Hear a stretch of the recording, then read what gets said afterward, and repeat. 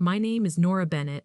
I am 32 years old. I wear a size 22, and on the Tuesday morning, I walked into the office on Prince Street for the interview. I had $211 in my checking account and a 6-year-old boy at home who had eaten the last of the cereal that morning without milk because we had run out on Sunday, and I had not been to the store because I had been saving the $12 for gas.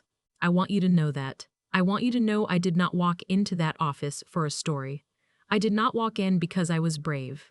I walked in because Sam needed shoes for the first grade in September, and my landlord had sent me a certified letter the previous Friday, and I had 1 month of rent left in the account, and I would have interviewed to clean a slaughterhouse if the pay was $32 an hour. The pay was $32 an hour, plus benefits, plus a Christmas bonus that the ad in the paper described only as generous. The ad had been running in the Boston Herald for 4 weeks. It had been running because 9 women before me had said yes to the job and then said no to the job, and one of them had said no to the job before lunch. I had heard about the office before I answered the ad. Everybody in a certain kind of legal circle in Boston had heard about the office. My old boss at the firm in Braintree, Mr.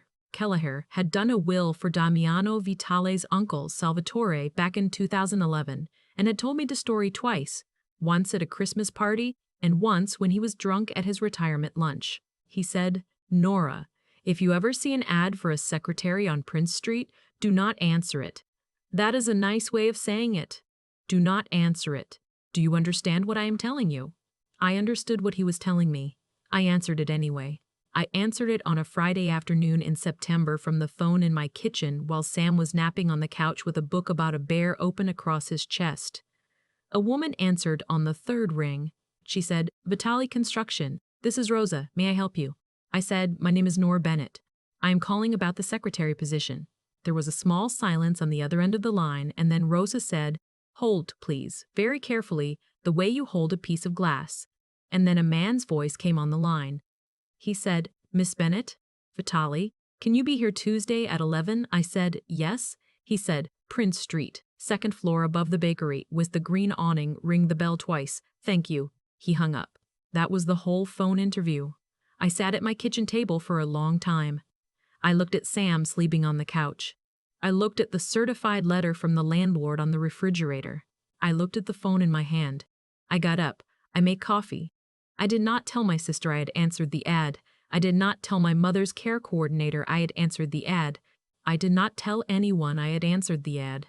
On Sunday, I dropped Sam off at my sister's in Milton, and I told her I had a job interview in the North End, and she said, "Nora, for what?" And I said, "Legal secretary," and she said, "Good, honey.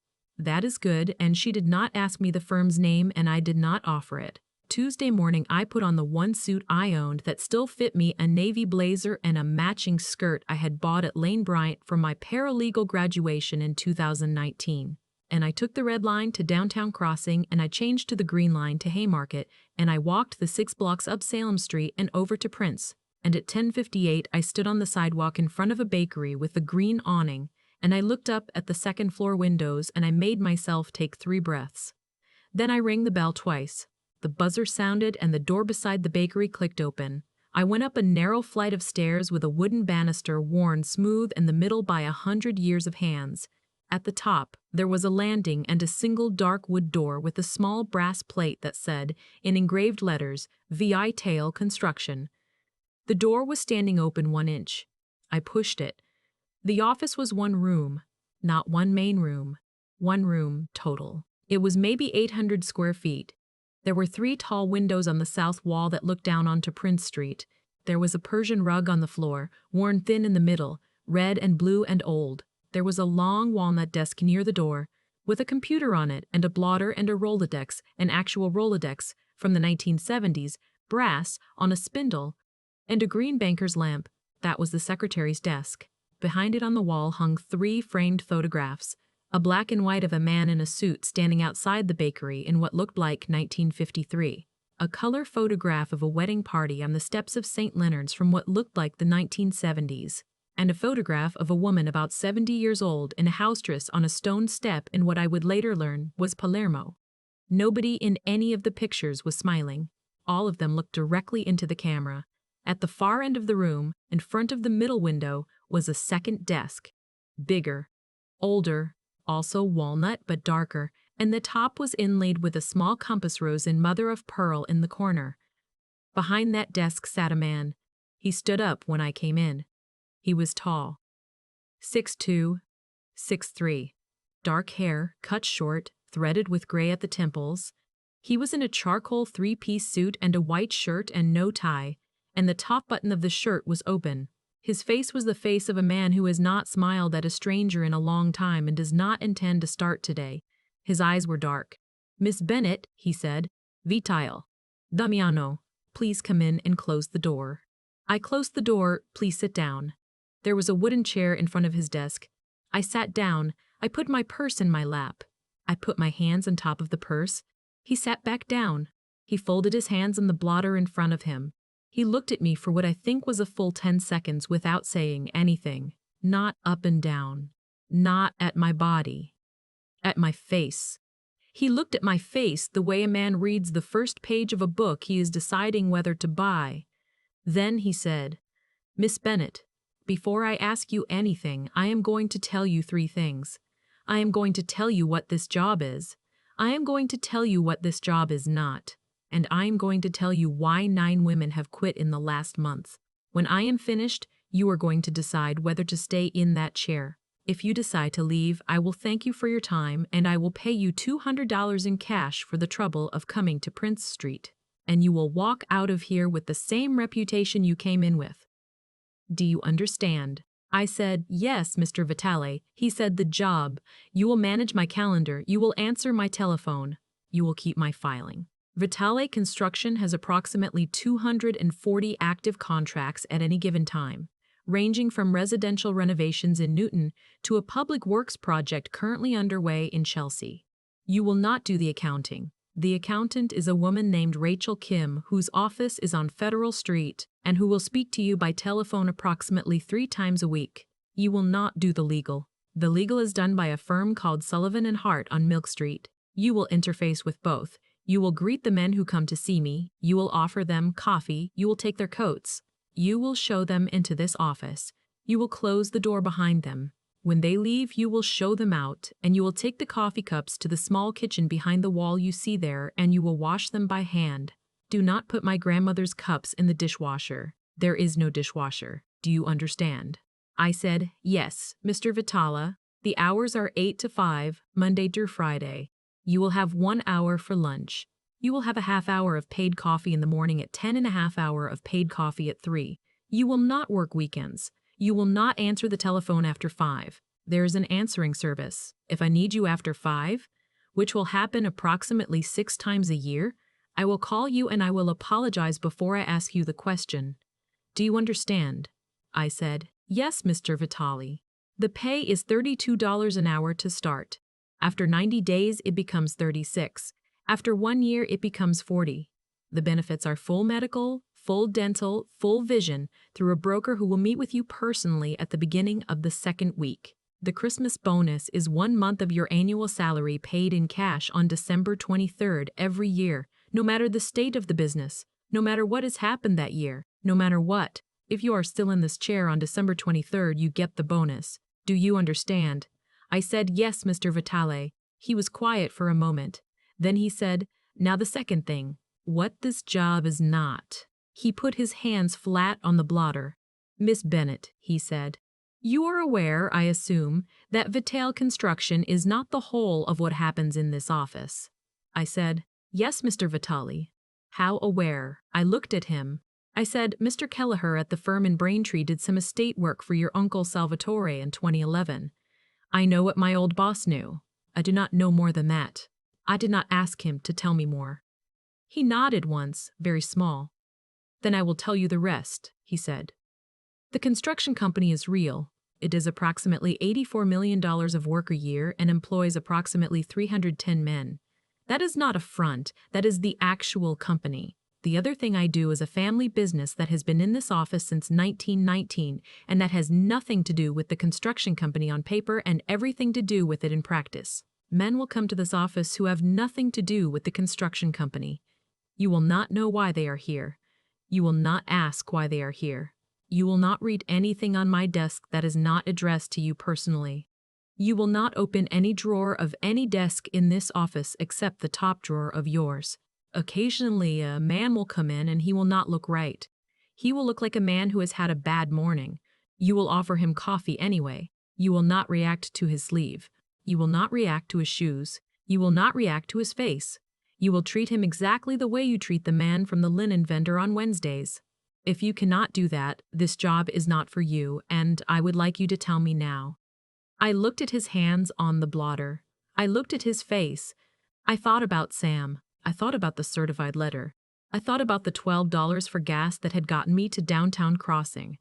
I said, I can do that, Mr. Vitale. He said, Miss Bennett. Yes, I am going to ask you again in a different way, because the last 3 women I asked said yes to the first way and could not do the second way when the man came in on Thursday. I would like you to think about it before you answer me the second time. He waited. Can you sit at that desk? He said, and answer the telephone in a normal voice and file the invoices in the correct folder and offer coffee in my grandmother's cups. If a man comes through that door with blood on his sleeve, can you do that? I thought about it. I thought about my father, who had been a paramedic in Quincy for 29 years and who had come home in blood at least once a month for my entire childhood, and had washed his hands in the kitchen sink and had eaten his dinner and had sat with me on the couch and read me Charlotte's Web. I said, yes, Mr. Vitale, I can do that. He looked at me for a long time. Then he said, now the third thing. Why the 9 women quit. He counted them off. He did not look at a piece of paper. He knew them by heart. The first was a woman named Ms. Delaney. She was here 4 days. She quit because I did not speak to her for 6 hours, and then I asked her a question in Italian, without realizing I had switched languages. That was on me. She was right to quit. I have been more careful since. The second was a woman named Ms. O'Brien. She was here 2 days. She quit because a man named Vincent came into the office to bring me an envelope, and Vincent has a scar on the side of his neck from a car accident in 1998, and Ms. O'Brien could not stop looking at the scar. Vincent noticed. Vincent did not say anything. Miss O'Brien resigned by email at 11 that night. The third was a woman named Miss Papadakis. She was here 1 week. She quit because her husband told her to. Her husband was correct. I do not hold it against her. The fourth was Ms. Chan. She lasted an afternoon. She saw a gun on my desk when I opened the top drawer to get a pen. The gun should not have been in that drawer. That was my fault. It is not there now.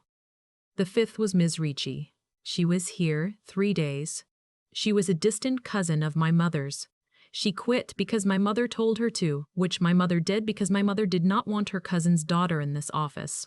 My mother was right. The sixth was Ms. Kowalski. She was here 5 days. She quit because she did not like the coffee. That is what she said. It was not the coffee. I do not know what it was.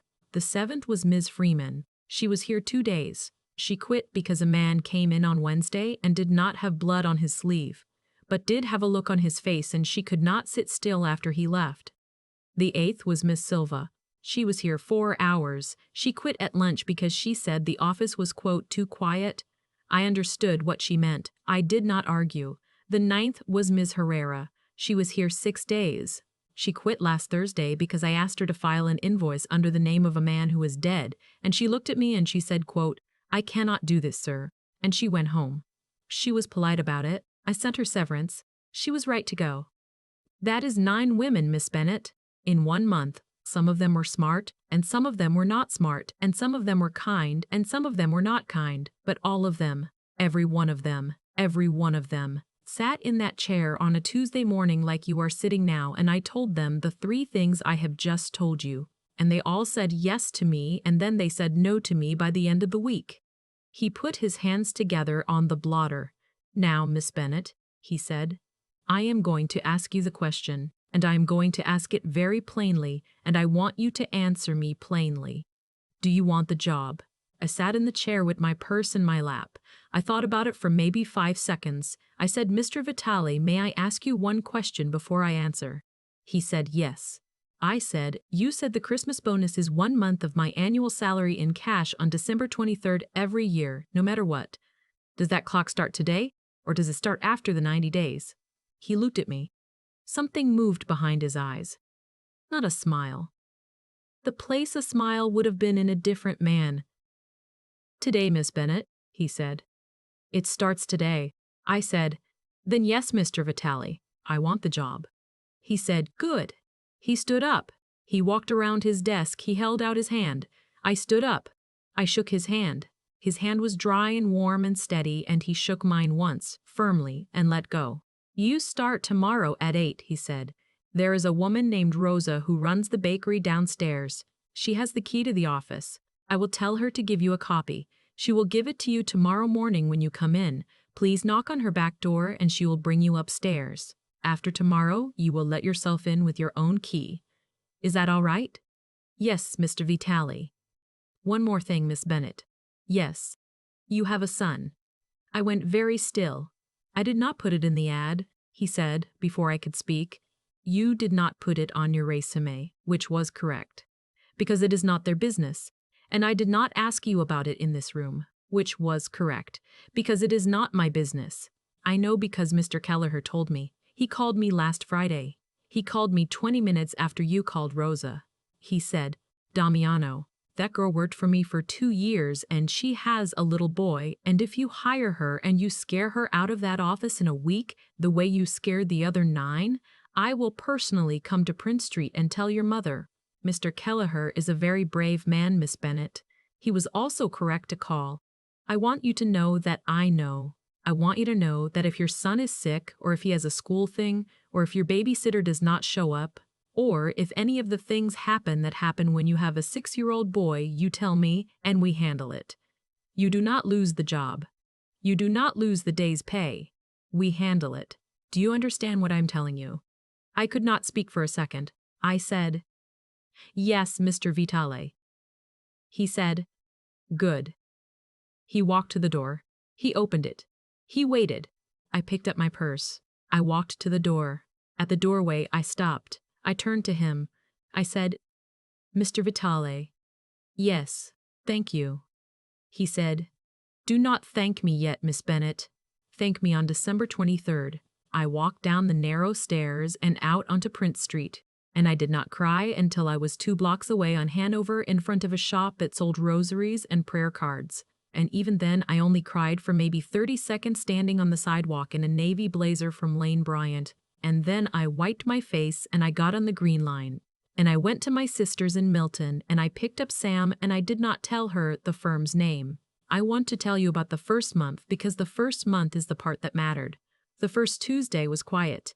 He gave me the tour. He showed me the kitchen behind the wall, a small galley with a hot plate and a kettle and a sink, and a cabinet with 8 china cups and saucers, gold-rimmed, older than my grandmother. He showed me the filing cabinets, 4 of them, oak, along the north wall, arranged by year going back to 1962. He showed me the top drawer of my desk. He showed me the answering service number. He gave me a list of names of men who were to be put through to him at any time and any hour, no matter what.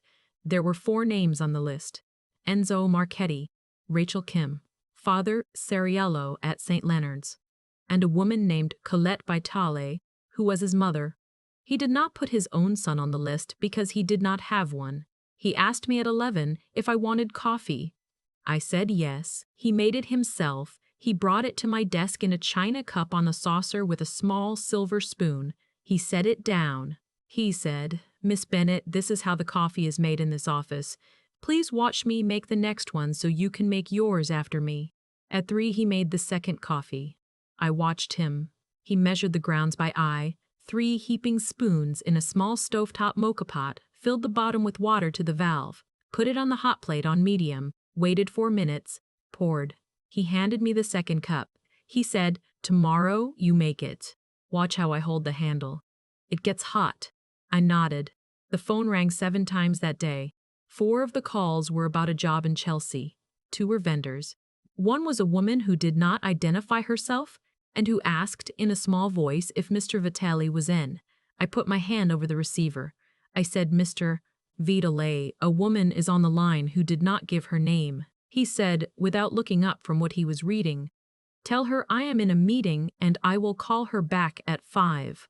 I told her. She said, "Thank you, dear," and hung up. At 5 he called her back.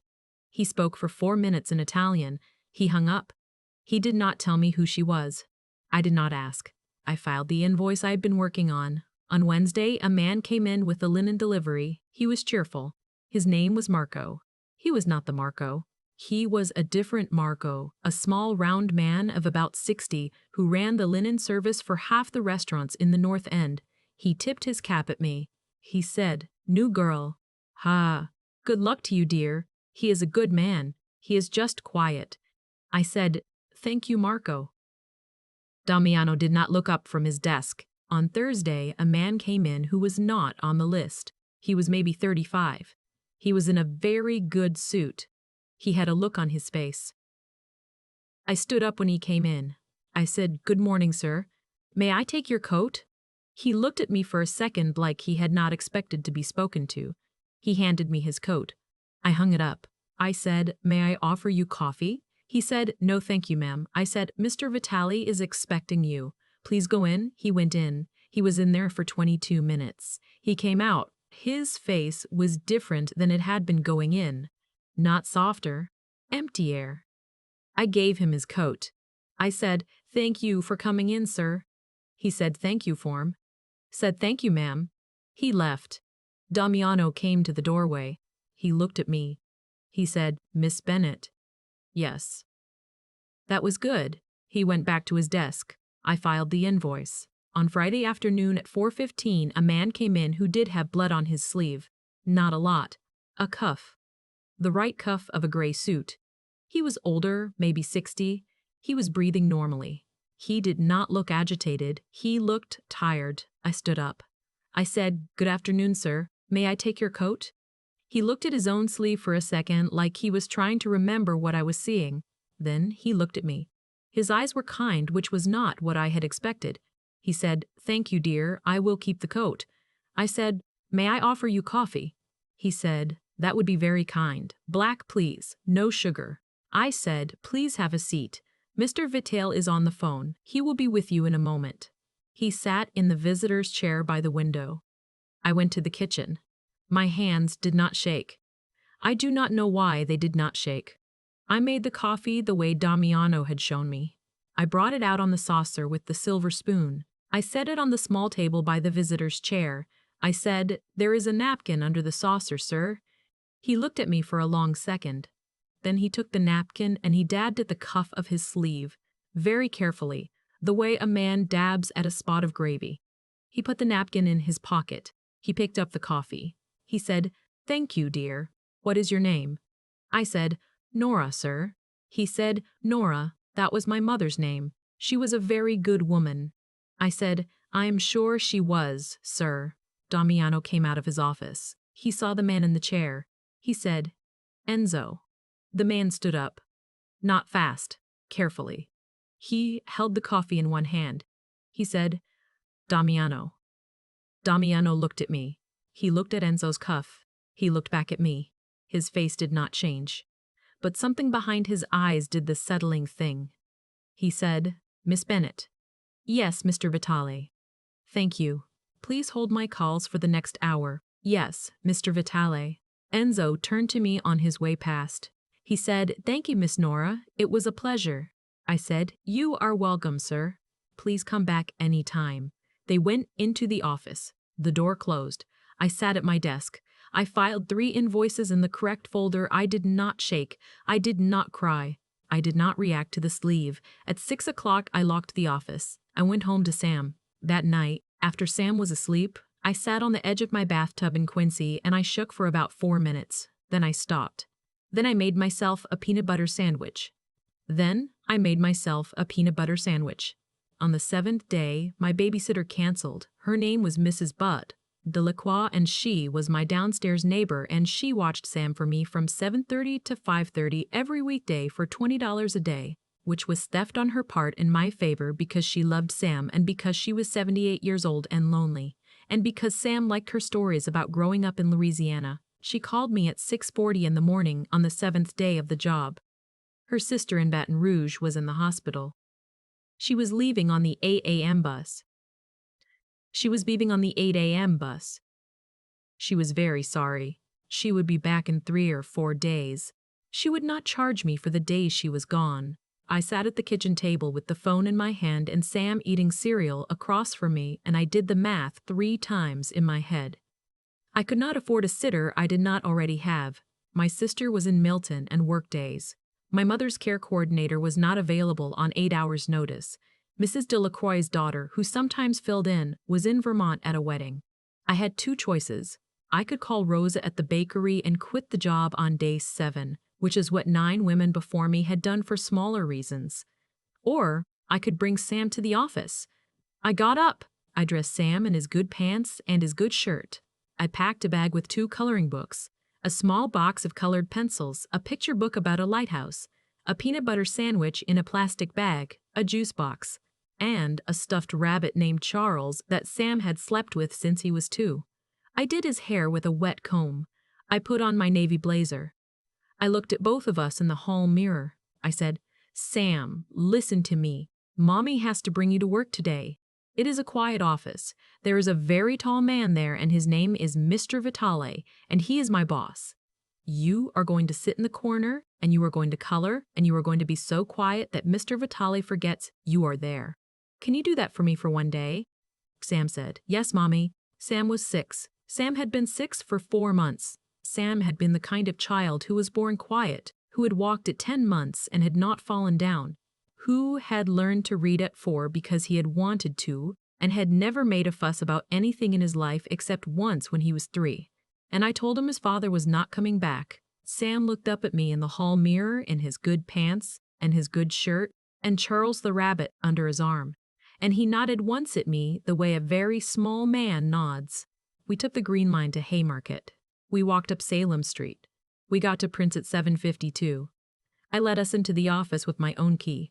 I sat Sam in the corner by the second window, at a small side table that had held a plant when I started and had held a stack of trade magazines by day 3. I moved the magazines. I put down a legal pad. I put down the colored pencils. I sat Sam in the chair. I said, "Baby, this is your desk for today. This is your work. Do your work." He opened the coloring book. He picked up a pencil. He started coloring. I sat down at my own desk. I turned on my computer. I logged in. I opened the invoice folder.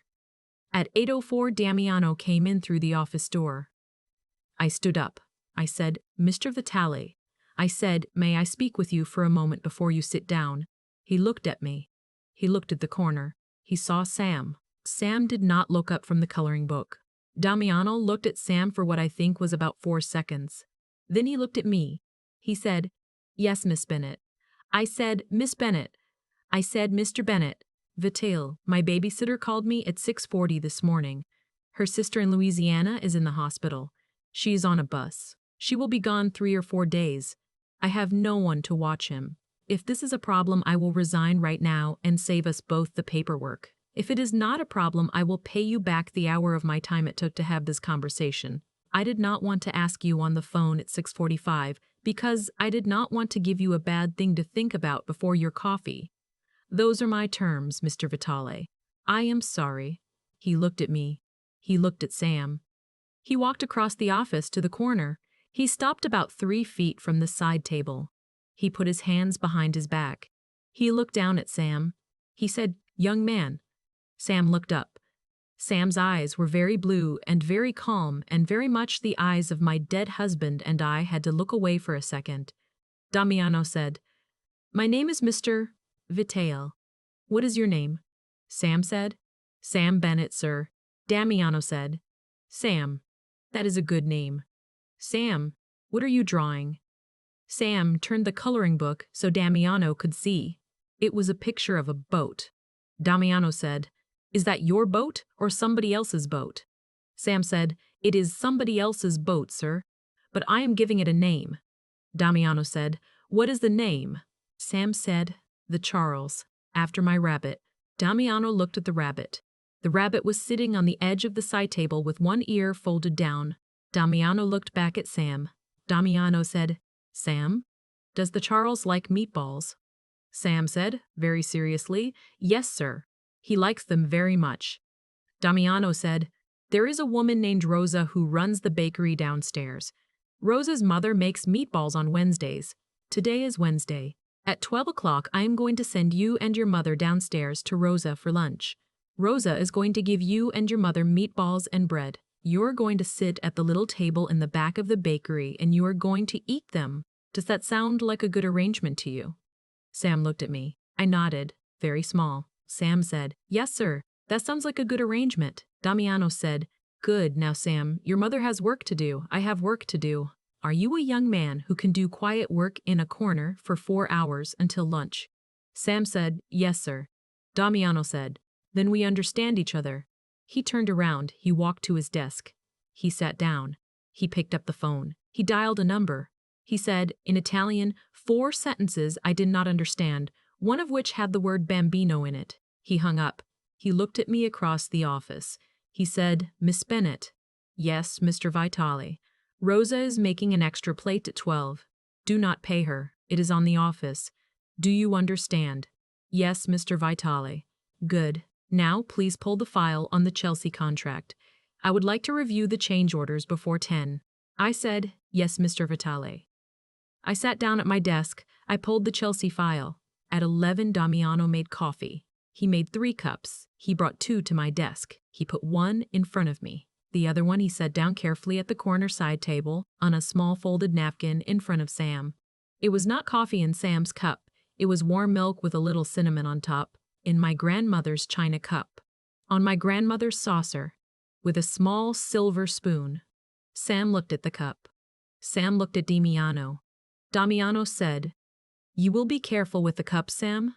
It is very old. It was my grandmother's. She would have liked you." Sam said, "Yes, sir."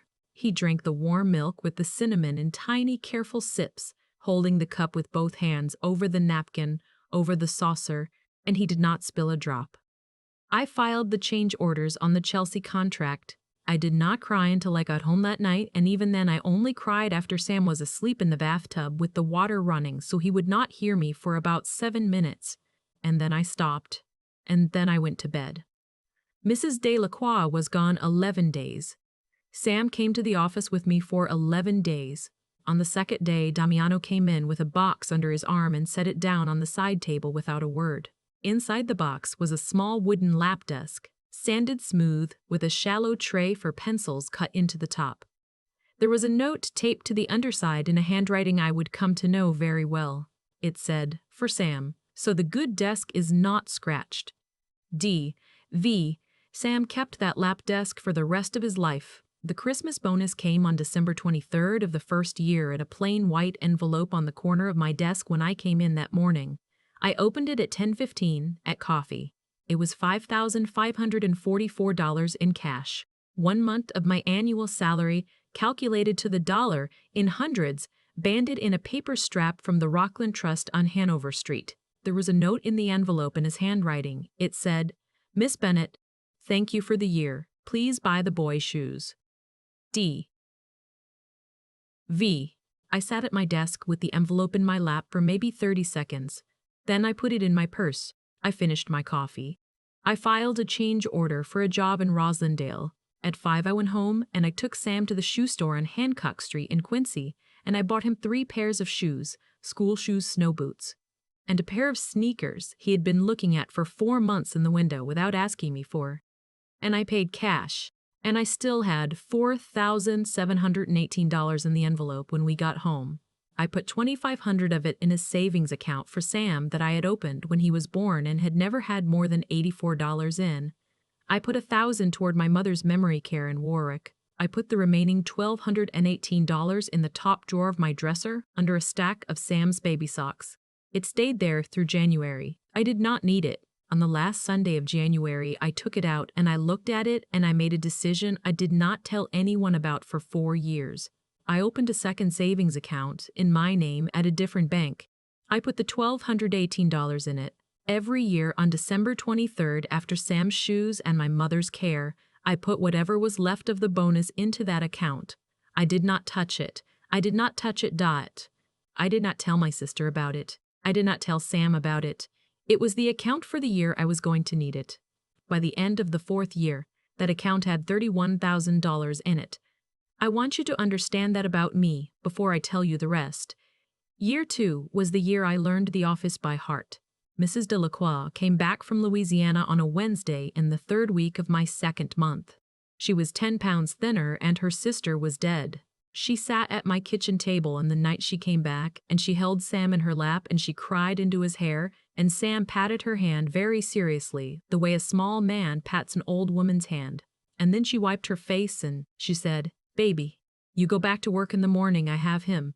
And I went back to work in the morning. But something had happened in the 11 days. Sam had drunk warm milk in my grandmother's china cup on my grandmother's saucer at the side table by the second window every day at 11 for 11 days, and on the 12th day, which was a Thursday, Damiano made 3 cups of coffee anyway. He brought 2 to my desk. He set 1 in front of me. He set the 3rd one on the side table, empty, and he did not comment. He did this every Thursday afternoon at 3 for the rest of the year. The empty cup on the side table, he never mentioned it. Sam was not there. Sam was at Mrs. Delacroix's, coloring at her kitchen table, learning to fry beignets from her mother's recipe. But the 3rd cup sat on the side table every Thursday at 3 on its saucer with a small silver spoon, and I did not ask. At Christmas of year 2, Sam and I went to the office on the 23rd for me to pick up my bonus and to drop off a card Sam had made for Mr. Vitale in green and gold pencil. Sam had drawn a picture of the office. He had drawn my desk with a lamp on it, and Damiano's desk with the compass rose in the corner, and in the corner by the 2nd window, the side table with a cup on it and a rabbit next to the cup. Damiano opened the card in front of us. He looked at the drawing for a long time. Then he stood up and he crossed the room, and he took a small key from his pocket and he unlocked a cabinet behind his desk that I had never seen open in 12 months. Inside the cabinet were papers. He took a piece of tape from my desk. He taped Sam's drawing inside the door of the cabinet. He closed the cabinet. He locked it. He put the key back in his pocket. He said, "Thank you, Sam." Sam said, "You are welcome, Mr. Vitale." We left. On the way home on the Green Line, Sam fell asleep against my shoulder. I put my hand on top of his head. I looked out the window at the tunnel going by. I did not cry. I was getting better at not crying. Year 3 was the year of the money. In March of that year, I was reconciling an invoice from a lumber yard in Everett. Vitale Construction bought approximately 200,000 board feet of lumber a year from 4 different suppliers. This particular invoice was from the smallest of the 4, a family-owned operation called Marchetti & Sons, no relation to Enzo, that we used for finish work. The invoice was for $184,000. It was the 2nd such invoice from Marchetti & Sons that quarter. I ran the numbers. I ran them again. I pulled the standing order for finish work in the previous quarter and I ran those numbers too. Somebody was double billing us, not Marchetti & Sons. Marchetti & Sons was clean. The double bill was inside the office. The invoices were being submitted correctly by Marchetti and then 6 weeks later resubmitted with a new invoice number by an accounts payable clerk in the construction company's downtown office, who was routing the 2nd payment to a shell account at a bank in Rhode Island that he had set up in his cousin's name. He'd been doing it for 11 months. The total was $408,000. I took the file to Damiano at 3 on a Wednesday afternoon. I said, "Mr. Vitale, I need 10 minutes of your time. Not on the phone, now please." He set down the contract he was reading. He said, "Yes, Miss Bennett." I sat down across from his desk. I opened the folder. I walked him through it. 22 minutes. 3 sets of invoice numbers, the bank account, the cousin's name in Providence, the 11-month pattern, the $408,000. When I was finished, I closed the folder. I put my hands on top of it. I said, "The clerk's name is Robert Peretti. He has been with the company for 6 years. He has 3 children. His wife works at Beth Israel as a nurse. I am telling you the family situation because I do not know what you will do with the information, and I want you to have it. That is not my place. But I want you to have it." He looked at me across the desk for a long moment. He said, "Miss Bennett." "Yes. Where did you learn to read a set of books like this?" I said, "Mr. Kelleher in Braintree." 2 years. He was a wills and estates attorney, but he had a client who was under indictment for wire fraud in 2020, and I spent 11 months on the reconciliation for the defense. I did not want to tell you that in the interview because the client was acquitted and I was not sure how it would land. He was quiet. He said, Miss Bennett? Yes. Robert Peretti will pay the $408,000 back over the next 36 months. He will do it out of his own pocket. He will keep his job at reduced salary for the duration. His children will not know. His wife will not know. He will come here to this office on Friday morning at 10 and I will explain to him what is going to happen. He will agree because the alternative is that I do not explain it and I have Enzo explain it. Do you understand what I am telling you? I said, yes, Mr. Vitale. I am telling you because you asked. I am telling you because you gave me the wife and the children first. I want you to know that I heard you. Do you understand? I said, yes, Mr. Vitale. Now, Miss Bennett, there is an envelope in the top drawer of my desk. Please take it out and put it in your purse. I looked at him. I said, Mr. Vitale. He said, Mr. Vitale. He said, Miss Bennett, you saved this company $408,000. That is not a bonus. That is a finder's fee. Rachel Kim would take 25%. You are going to take 10. Please open the drawer. I opened the drawer. There was a plain white envelope. I did not open it in front of him. I put it in my purse. I stood up. I said, thank you, Mr. Vitale.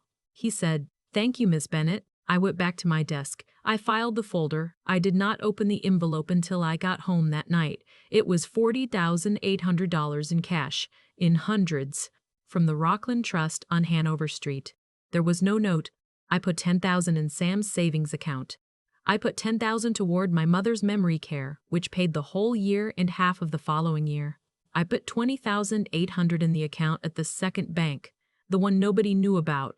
That was the year the account crossed $18,000.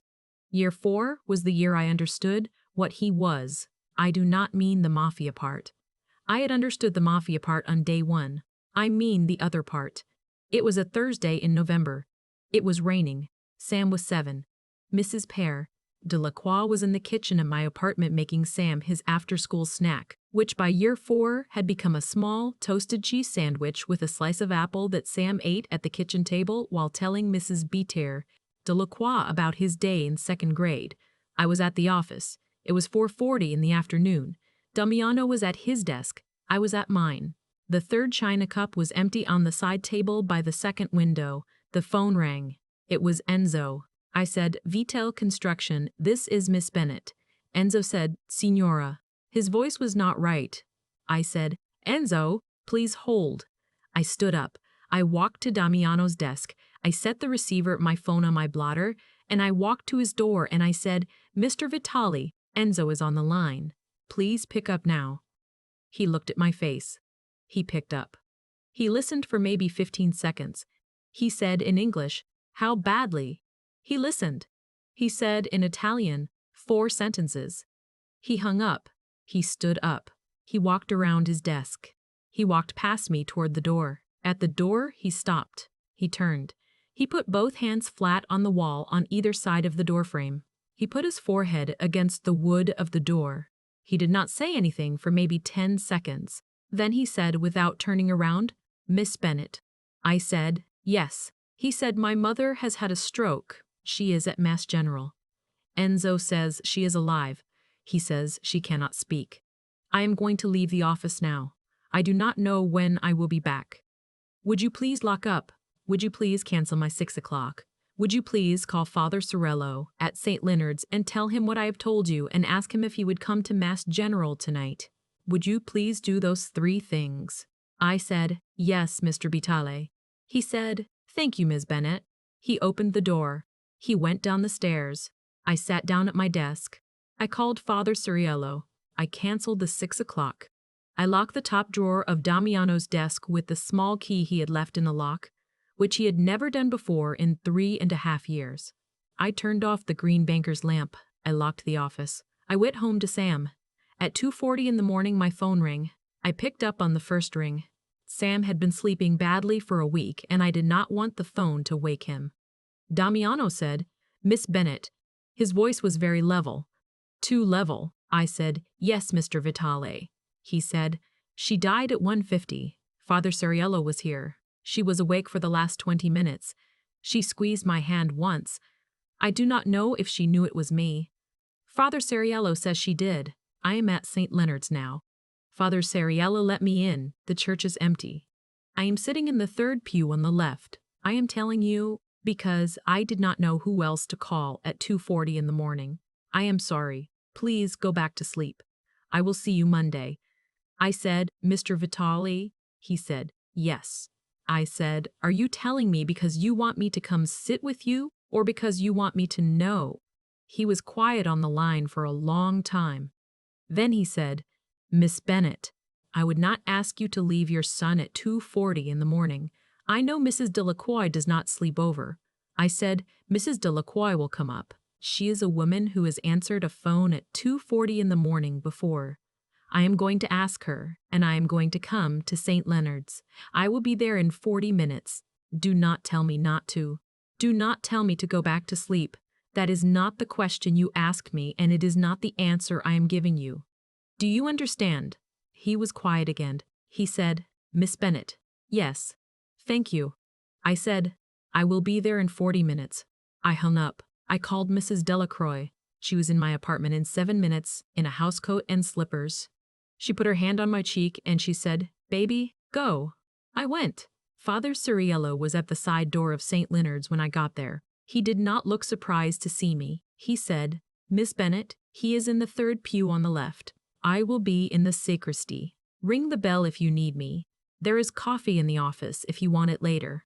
I said, Thank you, Father. He touched my shoulder once and he went. I walked into the church. It was very quiet and very dark, and there were 3 votives lit at the side altar of St. Anthony. He was in the third pew on the left. He was sitting up very straight. He was in the same charcoal 3-piece suit he had worn to the office that morning. His hands were folded on the back of the pew in front of him. He was not praying. He was not praying. He was looking at the tabernacle on the high altar. I sat down in the pew next to him. I did not touch him. I put my purse on the floor. I folded my hands on the back of the pew in front of me. I looked at the tabernacle. We sat like that for what I think was 40 minutes. He did not speak. I did not speak. At some point his shoulders moved once, very small. I did not turn my head. He put his face in his hands for maybe 10 seconds. Then he took his hands away and he sat up straight again. And he folded his hands on the pew. And he looked at the tabernacle and I looked at the tabernacle and we sat like that for another 20 minutes. At 4:15 in the morning he said, Miss Bennett. I said, yes, Mr. Vitale. He said, there is coffee in the office. Would you like coffee? I said, yes, Mr. Vitale. We went to the office. Father Ceriello made us coffee. Damiano and I sat at Father Ceriello's kitchen table in the rectory and drank coffee. And Damiano told me about his mother for an hour. He told me she had been born in Palermo in 1948. He told me she had come to America in 1974 with his father, who had died in 2003. He told me she had had 2 miscarriages before Damiano and 1 after him, and that Damiano was her only living child. He told me that she had made lemon cake every Sunday of his life, and that she had bought the lemons from the same market on Salem Street for 49 years. He told me she had lit a candle for his father before every Mass. He told me she had asked him 3 weeks earlier whether he was going to give her a grandchild before she died, and he had told her no, and she had said, Damiano, that is a shame, and had kissed him on the cheek, and had made him lemon cake. At 5:30 in the morning, I went home to Sam. Mrs. Delacroix made me toast. I did not sleep. At 7:30, I got Sam ready for school. At 8:30, I walked him to the bus. At 9, I called the office. Damiano answered on the second ring. I said, Mr. Vitale. He said, Miss Bennett. I said, I am coming in.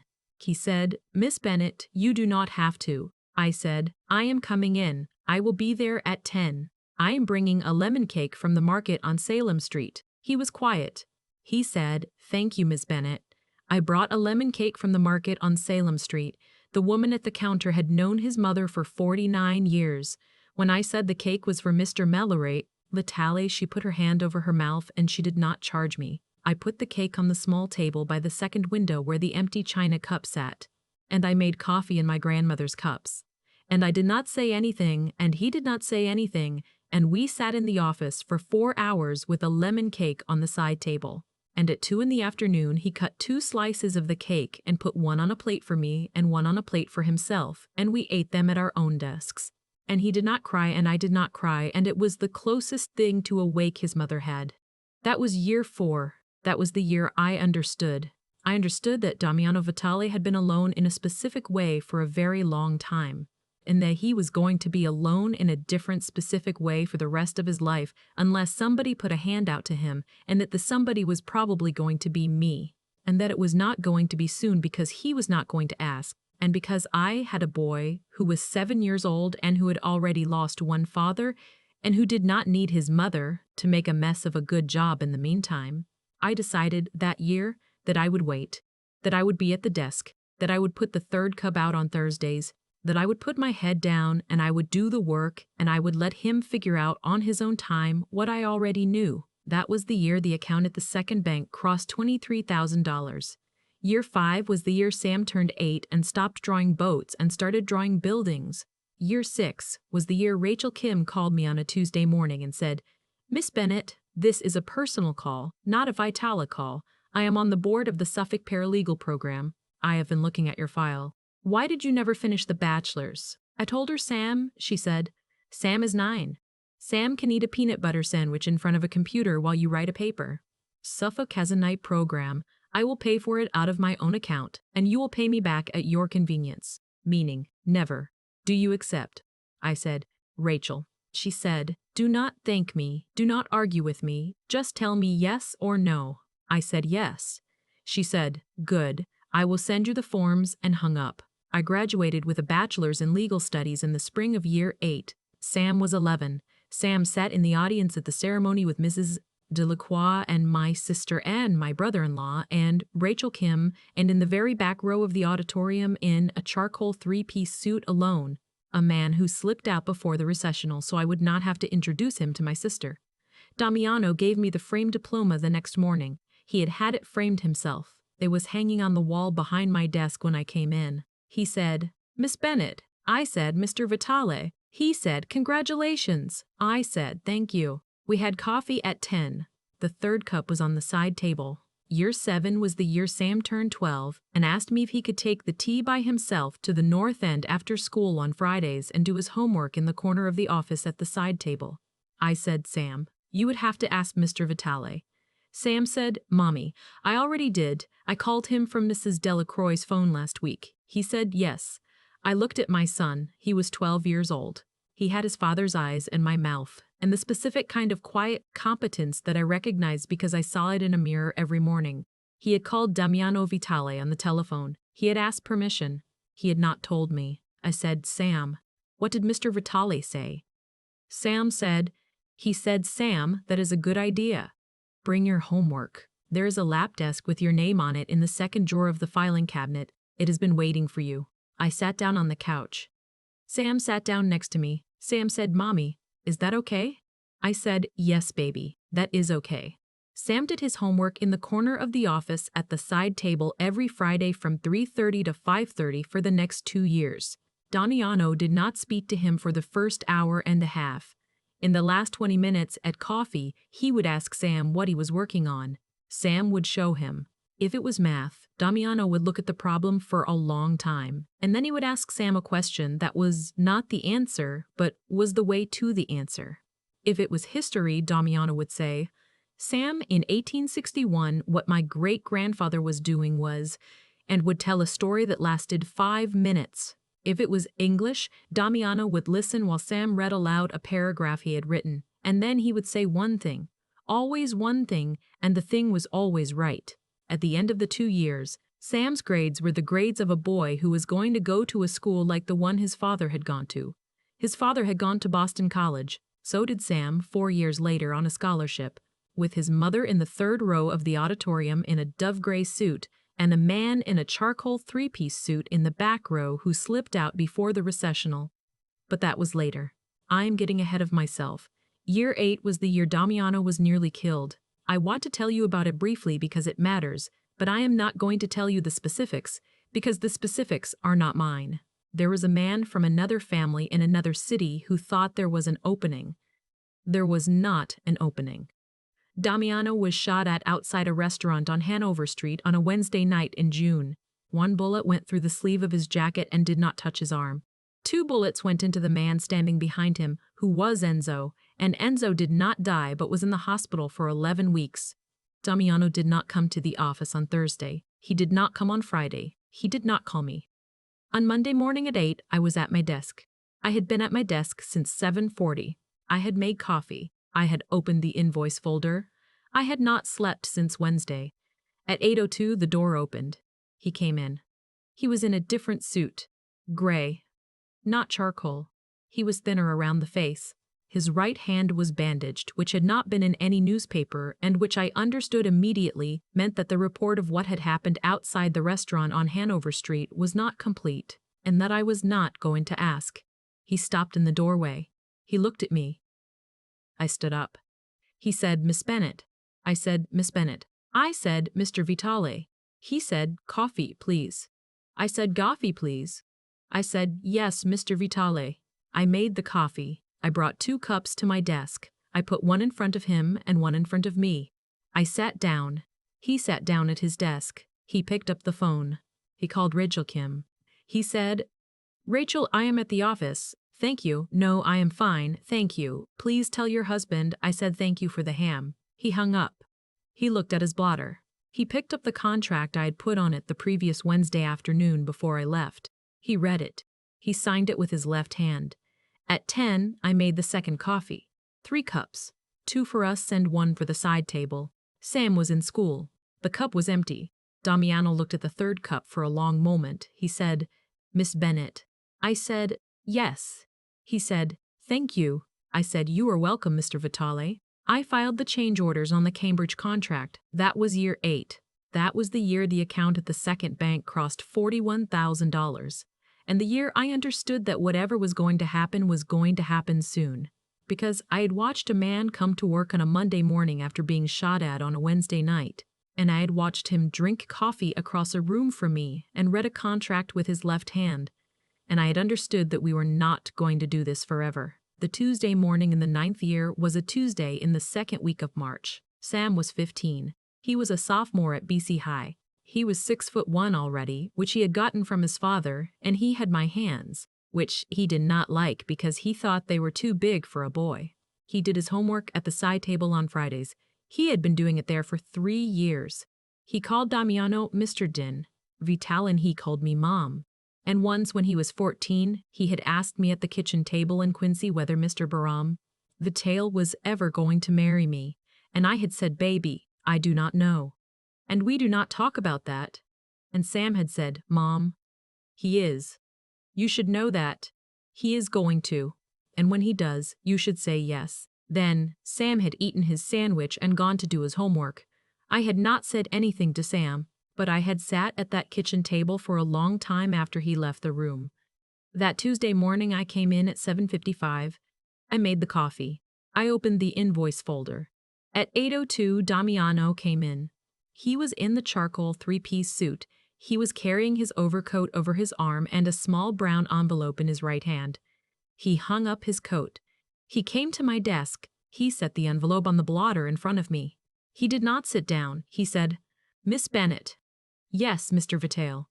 "I am going to close the door of my office. I would like you to bring the envelope with you and come sit down across from my desk in 10 minutes. Please finish your coffee first." I said, "Yes, Mr. Vitale." He closed the door. I sat at my desk. I looked at the envelope. It was plain manila. My name was on the front in his handwriting. Miss Nora Bennett. Not Miss Bennett. Miss Nora Bennett. He had never written my first name on anything he had given me in 9 years. I drank my coffee. My hands were steady.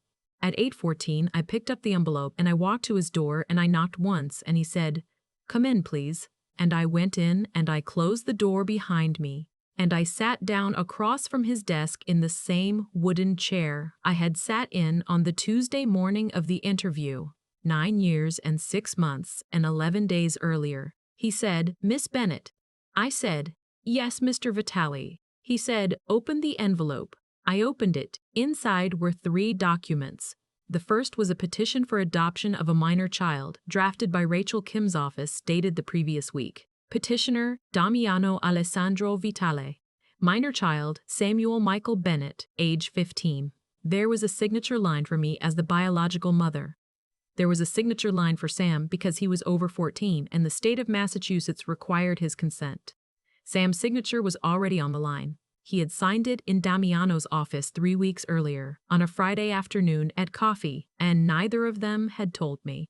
The second document was a durable power of attorney naming Damiano as guardian of Sam in the event of my death or incapacity, effective immediately upon signing, superseding all previous instruments. My sister was named on my previous power of attorney. My sister loved Sam. My sister was also 54 and had 2 children of her own, and had told me quietly at Sam's 10th birthday party that she would do it if it came to it, but that she was tired. The third document was a plain white sheet of paper with 3 sentences on it in Damiano's handwriting.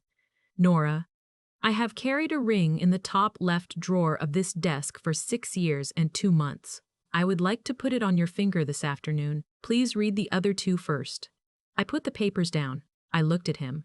He was sitting behind his desk with his hands folded on the blotter the way he had been sitting on the Tuesday morning of the interview. He was looking at me the way he had looked at me on the Tuesday morning of the interview. Steady.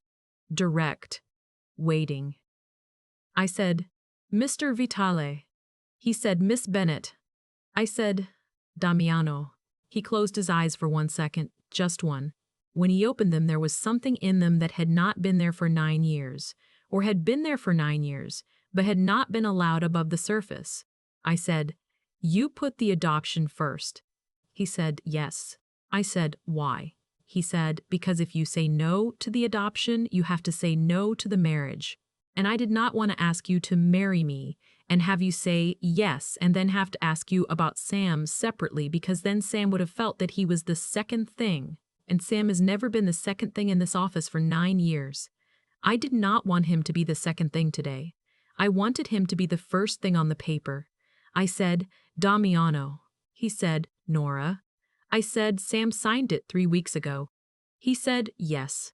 I said, and neither of you told me. He said, Yes. I said, and neither of you told me. He said, No. Sam wanted to tell you. I asked him to let me do it. I owed you the moment. He agreed. He is going to be very upset with me if you are upset with him. He is not going to be upset with me if you are upset with me. Please be upset with me and not with him. I sat in the chair. I looked at the papers. I looked at Sam's signature on the adoption petition. It was in blue pen. He had signed it Samuel Michael Bennett in the careful adult script he had been practicing since he was 13, and under it in smaller letters, without a signature line to guide him, he had written, I would like this. Please. I put my hand over my mouth. I did not cry. I did not cry because I had not cried in that office in 9 years, and I was not going to start on a Tuesday morning in March at 18 at the end of a 9-year conversation. I took my hand off my mouth. I picked up the pen from the blotter. I signed the adoption petition on the line for the biological mother. I signed the power of attorney on the line for the principal. I set the pen down. I put the papers back in the envelope. I looked at him. I said, Damiano. He said, Nora. I said, ask me the third thing. He got up. He came around the desk. He did not kneel. He was not a man who was going to kneel in his own office on a Tuesday morning at 8:18. He sat down on the corner of his desk the way I had thought about him sitting on the corner of my desk when I had thought about this scene without letting myself think about it. And he opened the top left drawer and he took out a small black box and he set it in the palm of his hand between us.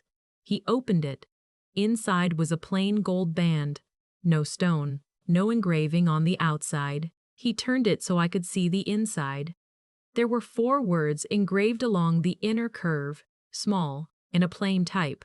Thank me on the 23rd. I put my hand over my mouth again. This time I could not take it away for maybe 10 seconds. When I could, I put my left hand out, palm down, over his desk. He said, Miss Bennett. Yes, Mr. Vitale. May I? Yes. He slid the ring onto my finger. It fit. Of course it fit. He had had 6 years and 2 months. He lifted my hand. He pressed his mouth to the inside of my wrist. Just once. Just there. I said, Damiano. He said, yes, Nora. I said, yes, Nora. I said, I'm going to cry now for about 30 seconds. Do not touch me. If you touch me, I will cry longer. He said, yes, Nora. I cried for 30 seconds, sitting in the wooden chair across from the walnut desk with the compass rose in the corner. He did not touch me. He sat on the corner of the desk with his hands folded, and he waited. When I was finished, I wiped my face with the back of my hand, and I straightened my blazer. He said, Nora. I said, yes. He said, there is one more thing in the envelope. I looked in the envelope. I had missed a 4th document. It was a smaller piece of paper folded in half. I opened it. It was a printout of the balance of a savings account at Rockland Trust on Hanover Street in the name of Samuel Michael Bennett that I had never opened. The balance was $618,000.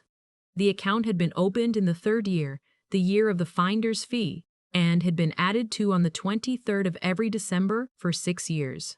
Under the printout, in his handwriting, was a note. It said, 4BC, and whatever comes after. D. I looked at him. I said, Damiano. He said, Nora. I have known Sam since he was 6. I have watched him do his homework at that side table for 3 years. I have watched him become a young man. He was going to college whether you married me or not. This was going to be there whether you married me or not. This is not a wedding gift. This is a Sam gift. Do you understand? I said, I understand. He said, good. Then, Miss Bennett, would you please take the rest of the day off? I have Rachel Kim coming here at 10, and Father Soriello coming here at 11, and we are going to file the adoption petition at the courthouse this afternoon at 2. I would like you to be at the courthouse at 2. I would like Sam to be at the courthouse at 2. Mrs. Delacroix knows. Rosa knows. My mother knew before she died. She left you a rosary in her will that has been in an envelope in the top drawer of this desk since 2020. It is in the envelope you are holding. I did not want to give it to you until today because she asked me not to. Do you understand? I felt for it. There was a small tissue-wrapped object in the bottom of the manila envelope. I had missed it. I unwrapped it. It was a rosary of black wooden beads with a small silver crucifix and a medal of St. Anthony on the loop. It was worn smooth in the middle by a lot of hands. I put it around my neck. He watched me do it. I said, Damiano. He said, Nora. I said, Nora. I said yes to all of it. He said, I know. I said, I have been waiting a long time to say yes to all of it. He said, I know, Nora. I said, how long did you know?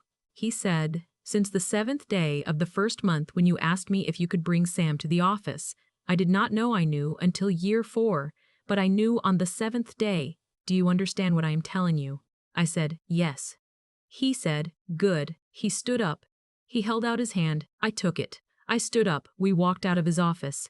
In the outer office on my desk in a plain white envelope was the 9th Christmas bonus, which he had not given me the previous December because he had known he was going to give it to me on the day he asked me the question, and which was 1 full year of my annual salary in cash, in a paper strap from the Rockland Trust on Hanover Street. There was a note on the envelope in his handwriting. It said, for the account at the 2nd bank, D. I looked at him. I said, Damiano. He said, Nora. I said, Nora. I said, how did you know about the 2nd bank? He said, Rachel Kim told me in year 6. She said, Damiano, if you do not marry that woman, I will personally represent her in the lawsuit she should file against you for the emotional distress of putting a 3rd cup on the side table every Thursday for 6 years. And I said, Rachel, I am waiting for the boy. And Rachel said, the boy is going to college in 3 years, and if you have not asked her by the 2nd week of March in his sophomore year, I will fire you as a client. I mean it. This is the 2nd week of March. This is his sophomore year. Rachel is downstairs in a car with Father Soriello. Sam is in the car. He is not at school today. He signed himself out at 7:40. He would like to see his mother now. I did not answer him. I could not. He said, Nora. He said, Nora. He said, "May I take you downstairs?" I said, "Yes, Damiano." We went downstairs. Sam was in the back seat of the car in his school uniform with the tie loose. Rachel Kim was in the front seat. Father Ceriello was next to Sam. When Sam saw me come out of the door onto Prince Street, he opened the car door and he got out and he stood on the sidewalk in his father's height in front of Rose's bakery with the green awning. And he did not speak. He just opened his arms. I walked to him. He was taller than me. He had been taller than me for 2 years. He said, "Mom?" I said, "Sam." I said, "Sam." He said, "It is okay if you cried." I said, "I cried a little." He said, "Good." He held on to me for a long time. Damiano stood 3 feet away on the sidewalk with his hands folded in front of him. He was smiling. Not the small 2-second smile, the whole one. Rachel Kim, in the front seat of the car, did the smallest possible thing with her mouth and pretended to look at her phone. Father Ceriello, in the back seat, was already crying openly. We went to the courthouse at 2. We came out at 3:40. Samuel Michael Vitale was 15 years old on the paperwork and Samuel Michael Bennett to his teachers until June, and both, forever after, to me. We were married on the last Saturday in September in St. Leonard's. Father Ceriello performed the ceremony. Rachel Kim was my maid of honor. Sam walked me down the aisle in a black suit that had been made for him at the same shop on Newbury, where Damiano got his suits, and he handed me off at the altar and he said quietly, "Mom, you look good," and I said quietly, "Baby, so do you?" And Damiano took my hand. The Aldrich Hotel was not part of the story. That was a different woman in a different life. This story is the story of the office on Prince Street above the bakery with the green awning and the walnut desk with the compass rose in the corner, and the side table by the second window with the china cup on it, and the boy who did his homework there on Friday afternoons for 3 years and grew up to be a man. The office is still there. I still run the desk. I run the whole thing now. Actually, Damiano stepped back from the construction side in year 11, and I run it with Rachel Kim and a general contractor named Vincent DeMarco, who does not have blood on his sleeve anymore because Vincent does not do that work anymore. The family business is smaller than it was.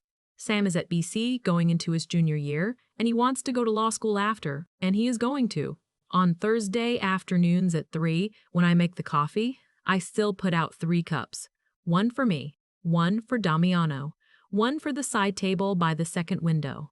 The side table cup is not empty anymore. Sam comes home from BC on Thursdays. He does his homework at the side table. He drinks the coffee out of my grandmother's china cup on my grandmother's saucer with a small silver spoon. He is very careful with the cup. It is very old. His great-grandmother would have liked him.